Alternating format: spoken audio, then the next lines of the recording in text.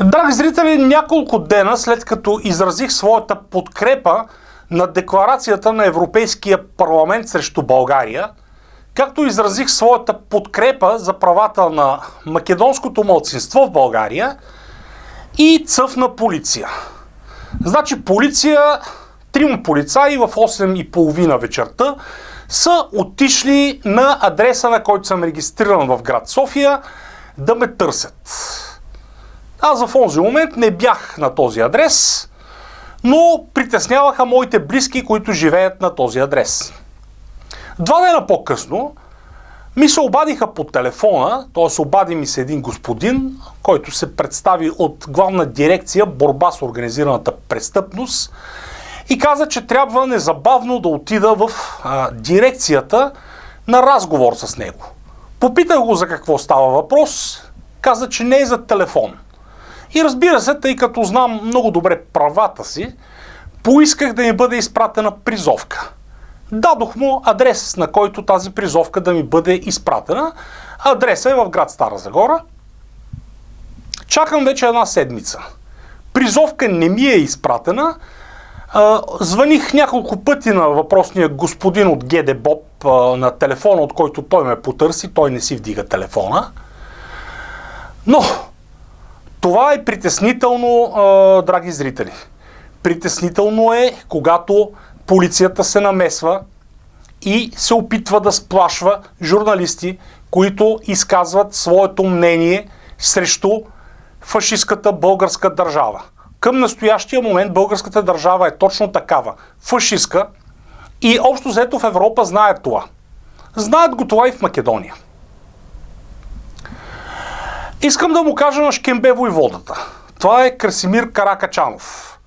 Силовия вице-премиер, който освен министър на отбраната, всъщност е министър на всички силови ведомства. Може би става въпрос, така отговаря и за Министерство на вътрешните работи, отговаря и за съдебното министерство, защото други силови ведомства не се сещам. Та господин Шкембе войвода, това, което вие правите, опитвайки се да сплашвате журналисти, е абсолютно неприемливо, абсолютно неморално и абсолютно в разрез с правилата на Европейския съюз. Естествено, аз ще уведомя Европейската комисия, както Европейския парламент за тази, не знам даже как да го нарека, тази акция срещу мене, казвам го по най-лекия начин, за да не използвам по-тежки думи.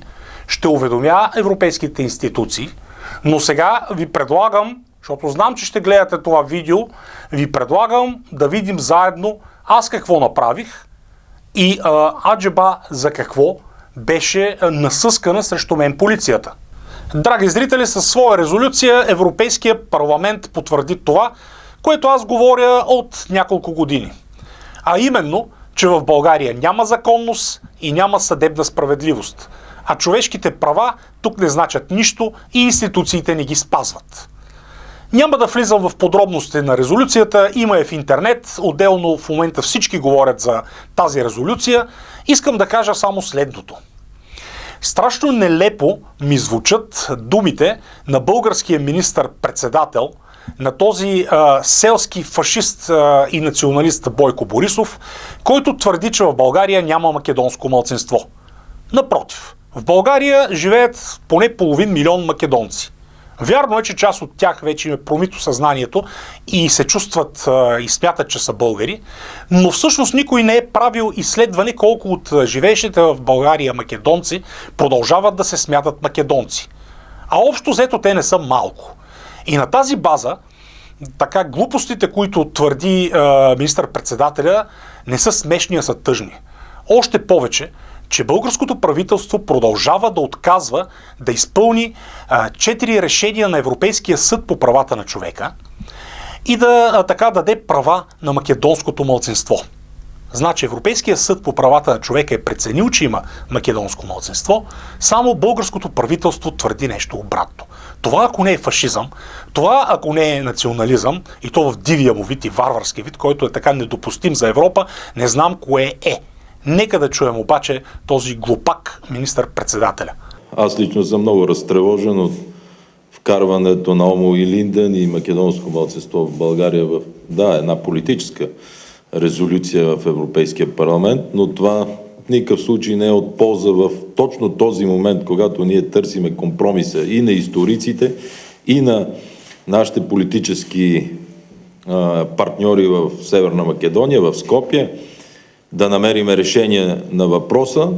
Аз според мен не знам откъде дойде. Драги зрители, не случайно съм с тази фанелка на големия македонски поет Никола Йонков Вапцаров, убит от българските фашисти през 1942 година. На времето, в средата на 20 век, американският президент Джон Кенеди беше казал по време на кризата с Западен Берлин: "Аз съм берлинчанин." Сега, когато на македонците в България така се нарушават правата, аз ще кажа: "Аз съм македонец." И естествено, няма да мине без лекичко така навлажняване тук на този парцал.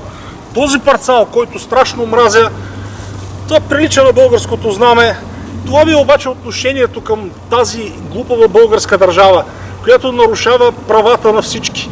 И на българи, и на македонци, и на турци, и на арменци, и на всички. И затова ето ми отношението. Не ми се пикае много, но за българската държава винаги малко урина мога да изкарам.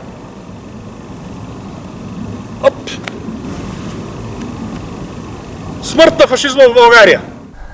Ето за това видео, драги зрители, което видяхте преди малко, министър Шкембе Войвода, т.е. Красимир Каракачанов, който е вице-премиер, така, силовия вице-премиер на Боко Тиквата, насъска срещу мен полицията и главна дирекция борба с организираната престъпност. Не виждам каква престъпност има в това видео. Може би и Шкембе Войводата не вижда каква е, но така се опита да ме оплаши.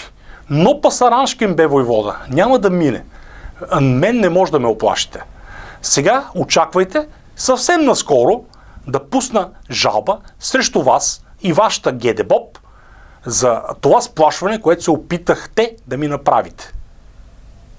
Пак заповядайте.